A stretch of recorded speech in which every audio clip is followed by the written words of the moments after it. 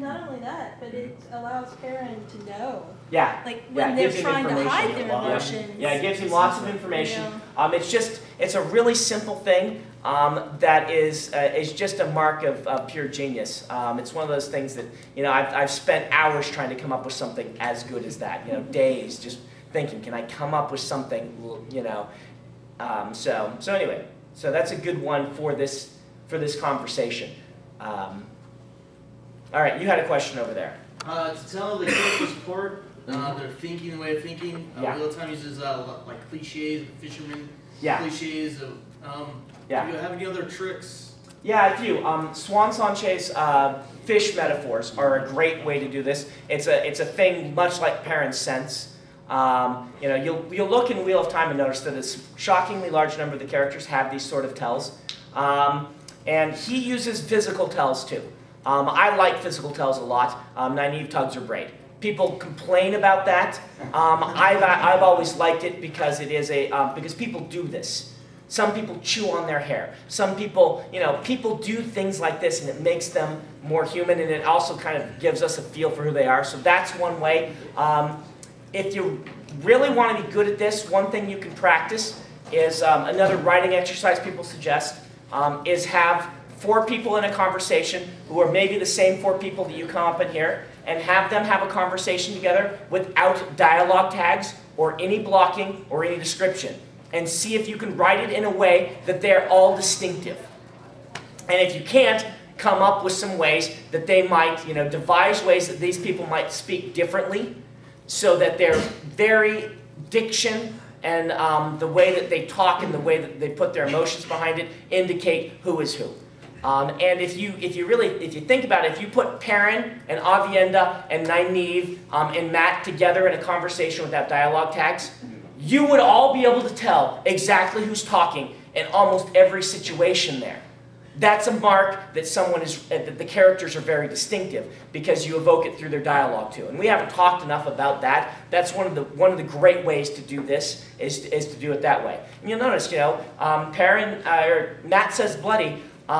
It's been interesting to me to now have to go through and analyze and see who actually swears, because Jim's very consistent about who swears and who doesn't in the world. And what type of swears? Yeah, and what type of swears. And if you look at it, Matt uses bloody a whole lot. Yeah. He does it all the time. But you know, I've known friends who use the F word like that. You know, in conversation, it's just if they get going, then it's all the time, and they don't notice it, and you stop noticing it because it's just a character, and that's how Matt is. But Perrin does not really ever use bloody. I don't think, you know, I don't know if there's a single time in the books that he does. If he does, it's you know, Perrin doesn't swear. Perrin just doesn't do that. He'll say light, but he won't say, you know, and that's very interesting that Jim was so consistent with that, but it's their dialogue tells, so that when they speak, you can tell who they are. So practice your dialogue. Give some visual cues when you're describing a character. Particularly side characters, give the side characters a visual cue. Is very, very useful, or at least some sort of personality cue, which is when they are on stage so the reader can remember who they are. This is really important for the side characters. He's the guy that only has one hand because the dragon bit it off. You will always know who that character is. He will be distinctive in your mind. When he walks in and you see the stump there, you will automatically think, oh yes, dragon tamer, got it bit off. I know who this guy is. He's the grumpy old dragon tamer. Side characters, it's extremely important to be able to do that. Not as important for main characters to have those, because they should have their tells, be their dialogue, their personalities, their passions and desires, and all of these things should be what really tells them. But you know, it can be something as simple as you know, this character has white hair even though they look young. You'll see that in the Wheel of Time. That's one that Jim used, and things like this. Can I say something? Yeah. Because especially I found it's also very important if you're bringing a character back after they've been off screen for a long time. Yeah. Just saying, you know, John walked into the room. I don't remember who the heck John is by name, because You know, so and you want to do a show on this. That's why I say the side characters in particular. John walked into the room. You know, Jeff walked up to shake his hand and then paused, looking down at his missing hand. Suddenly you've got you don't tell us. You know, you've got a reason to show us the missing hand. We now remember, and you know, and then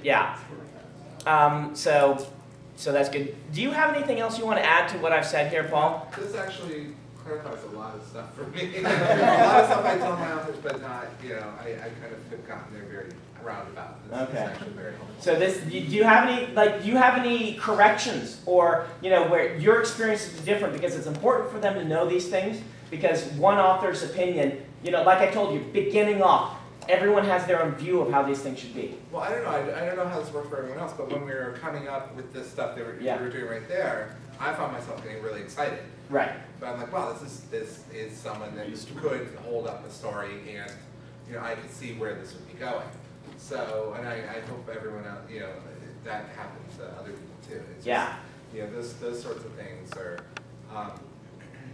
The thing about, I find people they'll start out first paragraph or whatever very interesting, and then the brakes are put on and says, John, you know, when John was a youngster, he was great as it just puts the brakes on. Yeah, the input up tends to start in paragraph 2. Everyone's heard you have to have a good hook, so they come up with this great hook paragraph, and then the rest does not follow. I always tell people that earliest you should have that in chapter 2.